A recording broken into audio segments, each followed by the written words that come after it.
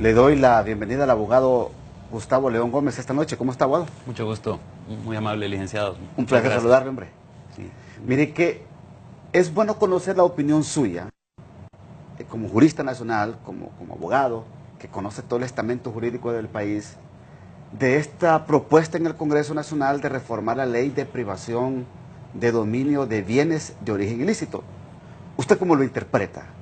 ¿Cómo califica esta iniciativa? Bueno, sí, muy buenas noches, licenciado. Muchas gracias por la invitación a la teleaudiencia también. Buenas noches. Este es un tema sumamente delicado. Creo que inicialmente, para sentar las bases de una conversación sobre este tema, es importante partir de una premisa. En Honduras creo que no existe nadie que se puede oponer al combate a la corrupción. O a otro tipo de actividades ilícitas, como puede ser el lavado de activos, el narcotráfico. Esa es una premisa de la que hay que partir. Y es importante decirlo así porque cuando se ha estado conversando sobre esta ley que usted menciona y sobre la posibilidad de que se haga una reforma, se hace un enfoque básicamente partiendo en dos segmentos a la población. Uno que apoya el combate a la corrupción, y en este caso he escuchado que el que propone reformas podría estar apoyando a la corrupción. Esto no necesariamente es así. Y por eso es importante en realidad analizar cómo se ha implementado esta ley, porque detrás de toda ley están seres humanos que implementan sus disposiciones. Abogado, ¿es necesario reformar la ley de privación de dominio en estos momentos que está la situación en el país? Mire, les digo en estos momentos cuando se están dando operativos de diferentes índoles, cuando se están dando aseguramientos, incautaciones de bienes en todo el país. Bueno, si esa es la base para la pregunta, yo diría que si se están dando estas situaciones y la ley no se está aplicando correctamente, sí, este es el momento más bien en el que se tiene que analizar, no necesariamente una reforma, podría ser una interpretación auténtica, podría ser simplemente que la ley esté bien y que los órganos que la aplican no la estén aplicando correctamente. Creo que la experiencia que tenemos como abogados, y no digo penalistas porque en este tipo de delitos se involucran otras materias que son de igual importancia, como lo es el derecho civil, el derecho mercantil, nos indica que sí hay errores en la implementación de la ley. ¿Se está privando o se está violentando la garantía constitucional de la presunción de inocencia aún encausado en estos momentos, abogado? Bueno, si al aseguramiento, para darle un ejemplo, si al aseguramiento se le está dando un alcance más allá de una medida meramente cautelar, y por cautelar debe de entenderse una medida provisional que no causa un estado de privación de dominio, que no debe de afectar la posesión que el individuo que está siendo acusado tiene del bien, si se le está dando un alcance de privación de dominio, efectivamente se estarían violando derechos constitucionales. Le voy a leer acá lo que el proyecto de ley manda a través de esta propuesta. Sí. Reformar, prácticamente lo que está pidiendo es reformar el artículo 2 por adición, el artículo 3, el inciso 6 de la ley de privación de dominio. Pero lo que le quiero leer es esto, mire, abogado. El artículo 2, objeto. Esta ley tiene por objeto regular identificación, localización, recuperación, aseguramiento de bienes o activos y la privación definitiva del derecho de dominio de los bienes, productos, instrumentos, ganancias de origen ilícito que no tengan causa económica legal. Así es. Y ese es el objetivo. Esta ley parte de proteger, y aquí hay que ver qué es lo que quiere proteger la ley. La ley pretende proteger el derecho de aquellas personas que inocentemente puedan haber sido acusadas. Entonces, todo el estamento legal parte de principios constitucionales, en este caso el estado de inocencia. Nadie es culpable hasta que no es condenado por un juez competente. La ley establece 3 medidas por medio de las cuales se intervienen bienes privados. Una, el aseguramiento, que es una medida cautelar que no priva de dominio a la persona, al acusado, en ese momento no es culpable todavía. La segunda es la incautación, que implica privar de la posesión, pero no del dominio. Por alguna razón es necesario en algún momento quitarle la posesión a la persona, pero todavía no privarlo del dominio. Y finalmente está el comiso o decomiso, que implica la privación del dominio, después de un juicio de privación de dominio. Entonces, lo que yo he visto, y aquí nuevamente es importante tomar en cuenta la experiencia que como abogados tenemos, es que si en algunos casos al aseguramiento se le ha estado dando un alcance indebido y por lo tanto es importante regularlo. ¿Qué es eso de indebido, abogado? Bueno, indebido es darle al aseguramiento, que está definido en la ley como una medida cautelar, un alcance definitivo.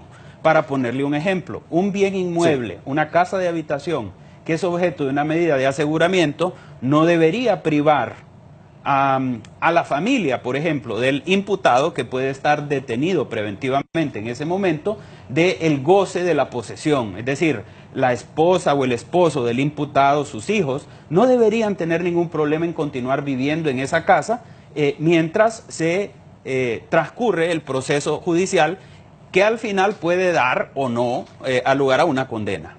Es decir, esto es como lo que se ha propuesto y como lo que se ha visualizado de parte de aquellos que están de repente de una u otra manera involucrados directamente en estas reformas que están solicitando, abogado.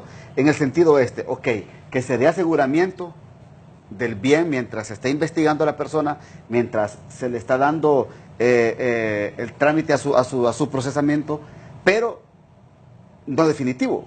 Es que no puede ser... Es ahí donde está el problema en estos momentos en la actual ley. Mire, en realidad ese es el tema, licenciado. El problema no es la ley, el problema es la implementación, y en la implementación hay seres humanos. El Ministerio Público y los fiscales legalmente están obligados a actuar en base a un principio de objetividad. Eso significa que el fiscal debe analizar tanto la prueba que condena como la prueba que exculpa. Si el fiscal encuentra que hay una prueba que exculpa, está obligado a desestimar el caso. El juez también está obligado a exigirle al fiscal la evidencia para llegar a un punto de condenatorio. ¿Qué problema tenemos? Esto es importante decirlo.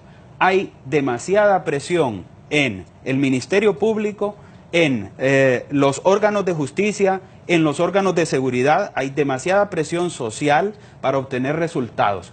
Con eso hay que tener mucho cuidado, porque estas cosas no es cuestión de qué tantos casos se promueven ante el sistema judicial y eso implique un resultado favorable. ¿Es necesario reformar esta ley, abogado? En mi opinión, en este momento no es necesario reformarla. Podría ser necesario aclarar ciertos aspectos que pueden generar dudas en el juez o en el fiscal, pero por lo menos en el tema que yo he visto problema, que es el ámbito del aseguramiento, la medida de incautación o la medida de privación de dominio, me parece que está bastante claro que el objetivo, cuál es el objetivo de cada medida, y es simple y sencillamente que los órganos de justicia y los fiscales actúen acordemente. Ahora, aquí viene un tema importante, por favor, licenciado, que es importante mencionarlo. Sí. La ausencia de balance de poderes en Honduras genera este problema, porque la persona, cuando se ve sujeta a una medida que puede ser inconstitucional, tiene recursos con que acudir, por ejemplo, en vía de amparo a la Corte Suprema de Justicia.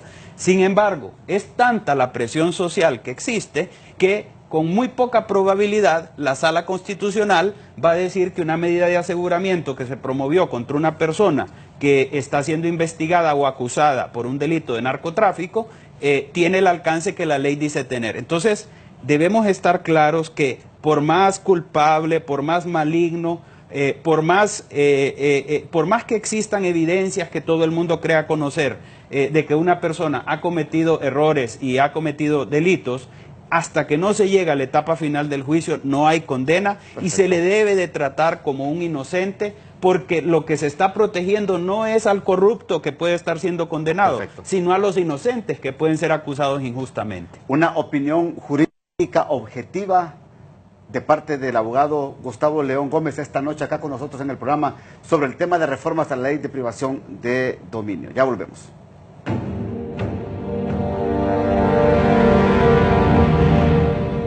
El cacique Lempira formó parte de la tribu de los Lencas. Su muerte significó la conquista final del territorio hondureño.